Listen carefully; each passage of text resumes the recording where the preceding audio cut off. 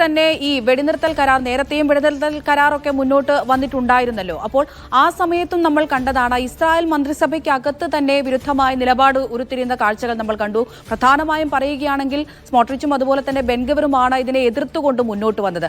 അപ്പോൾ ഇനിയിപ്പോൾ ഈ ഒരു ഘട്ടത്തിലേക്ക് എത്തി നിൽക്കുന്ന സ്ഥിതിക്ക് എന്തായിരിക്കും ഇവരുടെയൊക്കെ ഒരു നിലപാട്? അമൃത, അതും വലിയൊരു ചോദ്യം തന്നെയാണ്. കാരണം ഇന്ന് അല്പം മുമ്പാണ് ഈ തീവ്ര വലതുപക്ഷ മന്ത്രിമാരായിട്ടുള്ള ബെൻഗവിർ അതോടൊപ്പം തന്നെ സ്മോട്രിക്, ഈ രണ്ടു പേരുമായിട്ട് നെതന്യാഹു പ്രത്യേകം ചർച്ച നടത്തിയത്. ഈ രണ്ട് മന്ത്രിമാരും വ്യക്തമാക്കിയിരിക്കുന്നത് ബന്ദികളുടെ കൈമാറ്റം എന്നത് പിന്നെ ഈ യുദ്ധത്തിന്റെ ലക്ഷ്യങ്ങളിൽ ഒന്ന് മാത്രമാണ്. ഹമാസിനെ തീർത്തും ഉന്മൂലനം ചെയ്യുക എന്നതാണ് യുദ്ധത്തിന്റെ ഏറ്റവും പ്രധാനപ്പെട്ട ലക്ഷ്യമായിട്ട് നമ്മൾ നിർണയിച്ചത്. പക്ഷെ അതിലേക്ക് നമുക്ക് ഈ 2 കൊല്ലം കഴിഞ്ഞിട്ട് പോലും ഇനിയും എത്താൻ സാധിച്ചിട്ടില്ല. ഇപ്പോൾ ഗസയുടെ അധികാരത്തിൽ ഇപ്പോൾ പോലും പിടിമുറുക്കിയിരിക്കുന്നത് ഹമാസാണ്. അപ്പോൾ ബന്ദികളുടെ കൈമാറ്റം നടക്കുന്ന അതേ ഘട്ടത്തിൽ തന്നെ ഹമാസിനെ ഇല്ലായ്മ ചെയ്യേണ്ട ഒരു അനിവാര്യമായിട്ടുള്ള ഘട്ടമുണ്ട്. അതിന് ഈ യുദ്ധം മുന്നോട്ട് കൊണ്ടുപോകണം എന്ന ഒരു നിർദ്ദേശമാണ് സ്മോട്രിക്കും ബെൻഗവറും മുന്നോട്ട് വെച്ചിരിക്കുന്നത്. പക്ഷെ അതിനെതിരെ പ്രതിപക്ഷ നേതാവ് യായർ ലാപ്പിഡ് വളരെ ശക്തമായിട്ടുള്ള ഒരു പ്രതികരണം ഇപ്പോൾ നടത്തിയിട്ടുണ്ട്.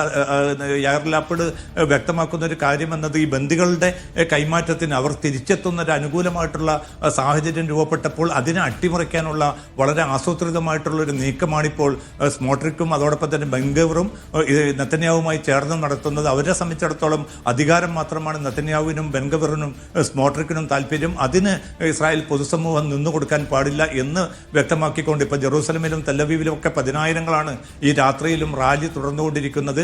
അവർ ആവശ്യപ്പെടുന്നത് ഈ അനുകൂലമായിട്ടുള്ള ഒരു അവസ്ഥ അത് പ്രയോജനപ്പെടുത്തിക്കൊണ്ട് ബന്ദികളെ തിരിച്ചെത്തിക്കാനുള്ള നടപടികൾ, യുദ്ധം നിർത്തുന്നത് ഉൾപ്പെടെയുള്ള കാര്യങ്ങളുമായിട്ട് ഇസ്രായേൽ മുന്നോട്ട് പോകണമെന്നാണ് അവർ ആവശ്യപ്പെടുന്നത്. പക്ഷേ നെതന്യാഹു ഏത് തീരുമാനമായിരിക്കും നടത്തുക എന്ന കാര്യം ഇപ്പോൾ പോലും വ്യക്തമല്ല. ഇന്ന് രാത്രി അദ്ദേഹം ഇസ്രായേലിനെ അഭിസംബോധന ചെയ്ത് ടെലിവിഷനിലൂടെ സംസാരിക്കുന്നുണ്ട്. അതിൽ ഔദ്യോഗികമായി ഒരുപക്ഷെ വെടിനിർത്തലുമായി ബന്ധപ്പെട്ട കൂടുതൽ വിശദാംശങ്ങൾ നെതന്യാഹു വെളിപ്പെടുത്തുമെന്ന ഒരു സൂചനയും വാർത്തയുമാണ് ഇപ്പോൾ ഈ അവസാന ഘട്ടത്തിൽ നമുക്ക് ലഭ്യമായിക്കൊണ്ടിരിക്കുന്നത്. നാസറി പറഞ്ഞതുപോലെ ഹമാസ് അധികാരത്തിൽ തുടർന്നാൽ സർക്കാരിനുള്ള പിന്തുണ പിൻവലിക്കുമെന്നൊക്കെയാണല്ലോ വലതുപക്ഷ മന്ത്രിമാർ പറയുന്നത്. ആ ഒരു നിർദ്ദേശം അത് ഹമാസ് അംഗീകരിക്കാനുള്ള സാധ്യത എത്രത്തോളമാണ്? അവിടുത്തെ ഇതിൽ നിർണായകമായിട്ടുള്ള ഒരു തന്ത്രപരമായിട്ടുള്ള നീക്കമാണ് ഇപ്പോൾ ഹമാസ് സ്വീകരിച്ചിരിക്കുന്നത്. നെതന്യാഹുവും അതോടൊപ്പം തന്നെ തീവ്ര വലതുപക്ഷ മന്ത്രിമാരും ഇന്നലെ രാത്രി വരെ കരുതിയത് ഈ 20 ദിന പദ്ധതി പൂർണ്ണമായും ഫലസ്തീൻ താല്പര്യങ്ങൾക്ക് വിരുദ്ധമായതുകൊണ്ട് തന്നെ ഹമാസ് അത് നിരാകരിക്കും. അതോടുകൂടി കൂടുതൽ ശക്തമായിട്ടുള്ള ആക്രമണം നടത്തി കൂടുതൽ വന്യമായിട്ടുള്ള ആക്രമണത്തിലൂടെ ഗസ സിറ്റിയെ പൂർണ്ണമായിട്ടും വരുതിയിലാക്കാൻ തങ്ങൾക്ക് സാധിക്കുമെന്നൊരു നിലപാടായിരുന്നു, ഒരു പ്രതീക്ഷയായിരുന്നു ഈ മന്ത്രിമാർക്കും നെതന്യാഹുവിനും ഉള്ളത്. പക്ഷേ അതിന് തകിടം മറിച്ചുകൊണ്ടാണ് വളരെ തന്ത്രപരമായിട്ടുള്ള ചില നീക്കങ്ങൾ ഹമാസിന്റെ ഭാഗത്തുനിന്ന് ഉണ്ടായിരിക്കുന്നത്.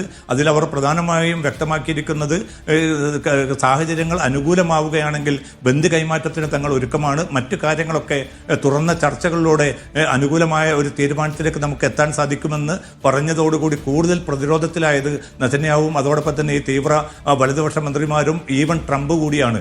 അറബ് മുസ്ലിം രാജ്യങ്ങളുടെ പിന്തുണയോടുകൂടിയുള്ള ഒരു സ്വതന്ത്ര ഫലസ്തീൻ സമിതിക്ക് അധികാരം കൈമാറാൻ സന്നദ്ധതയും ഹമാസ് പ്രഖ്യാപിച്ചതോടുകൂടി ഈ അറബ് മുസ്ലിം രാജ്യങ്ങളും കൂടുതൽ സമ്മർദ്ദത്തിലേക്ക് മാറിയിരിക്കുകയാണ്. ഇനി ഈ പ്രതിസന്ധി തീർക്കേണ്ടതിന്റെ ഉത്തരവാദിത്തം ട്രംപിന് മാത്രമല്ല അറബ് മുസ്ലിം രാജ്യങ്ങൾക്കും അതോടൊപ്പം തന്നെ ഇസ്രായേലിനും വന്നുപെട്ടിരിക്കുന്ന ഒരു അവസ്ഥയിലേക്കാണ് ഈ ഹമാസിന്റെ ഏറ്റവും ആസൂത്രിതമായിട്ടുള്ള കരുതലോടുകൂടിയുള്ള തന്ത്രപരമായിട്ടുള്ള നീക്കം അവരെ അത്തരമൊരു സാഹചര്യം രൂപപ്പെടുത്തിയിരിക്കുന്നത്. പക്ഷേ ഇതിനെ എങ്ങനെ മറികടക്കണമെന്നും ബന്ദികളുടെ ജീവൻ രക്ഷപ്പെടുത്തേണ്ടതുണ്ട്, അതേസമയം ഹമാസിനെ ഇല്ലായ്മ ചെയ്യണം. ഈ 2 വർഷമായി തുടരുന്ന ഈ അരും കൊലയിലൂടെ ഇപ്പോൾ പോലും ഹമാസിന് വലിയ സ്വാധീനം അവിടെ ഉണ്ട് എന്ന് ഇസ്രായേൽ തന്നെ വെളിപ്പെടുത്തുന്നു. അതുകൊണ്ട് ഇനിയും ഗസ സിറ്റി കീഴടക്കാനുള്ള ഒരു നീക്കം പോലും എവിടെയും എത്തിയിട്ടില്ല. ആയിരങ്ങളെ കൊന്നൊടുക്കാൻ സാധിച്ചു. ഇപ്പോൾ മരണസംഖ്യ ഇന്നിപ്പോൾ 67,000 കടന്നിരിക്കുകയാണ്. ഇത്രയും ക്രൂരമായിട്ടുള്ള ഒരു അവസ്ഥ സിവിലിയൻ സമൂഹത്തോട് ചെയ്തു എന്നതല്ലാതെ ഈ പോരാളി സംഘടനകളെ അമർച്ച ചെയ്യാനോ അവരുടെ വീര്യം നശിപ്പിക്കാനോ ഇനിയും സാധിച്ചിട്ടില്ല. അതുകൊണ്ട് ഇസ്രായേലിനെ സംബന്ധിച്ചിടത്തോളം വലിയ ഒരു ധർമ്മ സങ്കടത്തിലേക്കാണ് ആ രാജ്യം എത്തിച്ചേർന്നിരിക്കുന്നത്. അതുകൊണ്ട് തന്നെ ഇപ്പോൾ ഈ രാത്രിയിലും ബന്ദികളെ വിട്ടുകിട്ടണമെന്ന ഒരാവശ്യവുമായി, യുദ്ധം നിർത്തണമെന്ന ആവശ്യവുമായി ജനങ്ങൾ തെരുവിലിറങ്ങുമ്പോൾ ഏത് നിലപാട് സ്വീകരിക്കണമെന്നറിയാതെ പ്രയാസപ്പെടുന്ന ഒരു നെതന്യാഹുവിനെയും തീവ്ര വലതുപക്ഷ മന്ത്രിമാരെയുമാണ് ഈ രാത്രിയിലും നാം കണ്ടുകൊണ്ടിരിക്കുന്നത്. അമൃത. ഓക്കെ നാസർ, ഏതായാലും ഈ സമാധാന ശ്രമങ്ങളൊക്കെ ഒരു വശത്ത് നടക്കുന്നുണ്ട്, അത് ആശ്വാസകരം തന്നെയാണ്. പക്ഷെ അപ്പോഴും ഗസയിലെ ജനങ്ങൾക്ക് വേണ്ടിയാണ് ഇതൊക്കെ എന്ന് പറയുന്നുണ്ട്. ഗസയിലെ അവസ്ഥ എന്താണ് നാസർ ഇപ്പോൾ? ഗസയിൽ നേരത്തെ സൂചിപ്പിച്ചതുപോലെ വലിയ പ്രതീക്ഷയിൽ ജനങ്ങൾ ആഹ്ലാദ പ്രകടനങ്ങളൊക്കെ ഇന്ന് ഗസയുടെ പല ഭാഗത്തും നടന്നിരുന്നു. കാരണം 2 കൊല്ലത്തിലേക്ക് എത്തി നിൽക്കുന്ന 2 കൊല്ലം പൂർത്തീകരിക്കപ്പെടുന്ന ഈ വംശഹത്യ അവസാനിക്കാൻ പോകുന്നു എന്ന വലിയ പ്രതീക്ഷ ട്രംപിന്റെ ഇന്നലത്തെ പ്രഖ്യാപനത്തോടു കൂടി ഉണ്ടായിരുന്നു. പക്ഷേ അതിനൊക്കെയും നിരാശപ്പെടുത്തിക്കൊണ്ടാണ് ആക്രമണങ്ങൾ പല ഭാഗത്തേക്കും ഇസ്രായേലിൽ നിന്ന് വ്യാപിപ്പിച്ചിരിക്കുന്നത്. കാരണം ഏറ്റവും സുരക്ഷിതം എന്ന് കരുതുന്ന തെക്കൻ ഗസയിലെ മവാസി കേന്ദ്രത്തിൽ നടത്തിയ ആക്രമണത്തിൽ 2 കുട്ടികൾ കൊല്ലപ്പെട്ട ഒരു സംഭവമുണ്ടായി. തുടർന്നും വ്യാപകമായിട്ടുള്ള ഡ്രോൺ ആക്രമണങ്ങളും വ്യോമാക്രമണങ്ങളും ഒക്കെ തുടർന്നുകൊണ്ടിരിക്കുന്ന അവസ്ഥയാണ്. ഇന്നിപ്പോൾ രാത്രി ട്രംപിന്റെ ഏറ്റവും അവസാനത്തെ പ്രതികരണം വന്നതോടുകൂടി ഗസയിൽ വെടിയൊച്ചകൾ നിലയ്ക്കുന്നതായിട്ടുള്ള ചില സൂചനകൾ ഗസയിൽ നിന്നുള്ള മാധ്യമപ്രവർത്തകർ നൽകുന്നുണ്ട്. അത് തുടരുകയാണെങ്കിൽ അത്തരമൊരു സാഹചര്യം തുടരുമോ എന്നത് ഒരു പക്ഷേ ഇന്ന് രാത്രി നെതന്യാഹു നടത്തുന്ന ഈ പ്രസംഗത്തിലൂടെ ആയിരിക്കും വ്യക്തമാവുക. അങ്ങനെ സംഭവിക്കുകയാണെങ്കിൽ തീർച്ചയായിട്ടും തിങ്കളാഴ്ച ഈജിപ്തിന്റെ സുഖവാസ കേന്ദ്രമായിട്ടുള്ള ഷർം ഷെയ്ഖിൽ നടക്കുന്ന ആ ഒരു സാങ്കേതിക യോഗത്തിലൂടെ നിർണായകമായിട്ടുള്ള തീരുമാനങ്ങൾ എടുക്കുവാൻ അവർക്ക് ബന്ധപ്പെട്ട കക്ഷികൾക്ക് സാധിക്കുമെന്ന ഒരു പ്രതീക്ഷയാണ് ഇപ്പോൾ രൂപപ്പെട്ടിരിക്കുന്നത്. എന്തായാലും ബന്ദികളുടെ കൈമാറ്റത്തിന് അനുകൂലമായിട്ടുള്ള നീക്കങ്ങൾ സൈന്യം തുടരുമെന്നൊരു സൂചനയാണ് ഇപ്പോൾ ഏറ്റവും അവസാനം ഇസ്രായേൽ മാധ്യമങ്ങളും മറ്റും നൽകിക്കൊണ്ടിരിക്കുന്നത്. അങ്ങനെ സംഭവിക്കുകയാണെങ്കിൽ ഈ 20 ദിന പദ്ധതിയുടെ തുടർ നീക്കങ്ങൾ അത് കുറേ സങ്കീർണമായിട്ടുള്ള ഘട്ടങ്ങൾ അതിലുണ്ട്. കാരണം ഹമാസിന്റെ നിരായുധീകരണം, അതോടൊപ്പം തന്നെ ഒരു യുദ്ധാനന്തര ഗസയുടെ ഭാവി, പുതിയ സർക്കാരിന്റെ സ്വഭാവം, ഇത്തരം കാര്യങ്ങളിലൊക്കെയും അത്ര എളുപ്പമല്ല ഒരു തീരുമാനത്തിൽ എത്തിച്ചേരുക എന്നത്. അതും മാത്രമല്ല ട്രംപും അതോടൊപ്പം തന്നെ നെതന്യാഹുവും ഈ ഒരു 20 ദിന പദ്ധതിയോടും ഹമാസിന്റെ ഈ ഒരു പ്രതികരണത്തോട് എത്ര കണ്ട് താല്പര്യം എടുക്കും എന്നത് സംബന്ധിച്ച ആശങ്കയും നിലനിൽക്കുന്നുണ്ട്. മുമ്പൊക്കെയും ഇതേപോലെ തന്നെ വലിയ പ്രതീക്ഷ ഒരു ഭാഗത്തുണ്ടാവുന്നു. ആ പ്രതീക്ഷയെ അട്ടിമറിച്ചുകൊണ്ട് കൂടുതൽ ശക്തമായിട്ടുള്ള ആക്രമണങ്ങൾ, കൂടുതൽ കുരുതികൾ നടക്കുന്ന ഒരു സാഹചര്യം മുമ്പൊക്കെ രൂപപ്പെട്ടിരുന്നു. അതുകൊണ്ട് തന്നെ എത്ര കണ്ട് ഈ ഒരു പ്രതീക്ഷ ലോക ജനതയ്ക്കും എല്ലാം രൂപപ്പെട്ടിട്ടുണ്ട് എങ്കിൽ പോലും അതിൽ എത്ര കണ്ട് വിജയിക്കാൻ സാധിക്കുമെന്ന ചോദ്യം ഈ രാത്രിയിലും ബാക്കി നിൽക്കുകയാണ്.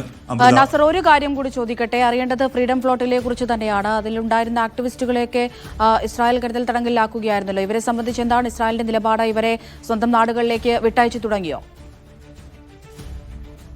അവിടുത്തെ ഏതാണ്ട് വളരെ ചുരുക്കം പേരെ മാത്രമാണ് അതാത് നാടുകളിലേക്ക് ഇപ്പോൾ തിരിച്ചുവിട്ടിരിക്കുന്നത്. ബാക്കി എല്ലാവരെയും മസ്തോദ് ഉൾപ്പെടെയുള്ള നഗരങ്ങളിലെ പ്രത്യേക തടങ്കൽ കേന്ദ്രങ്ങളിൽ പാർപ്പിച്ചിരിക്കുകയാണ്.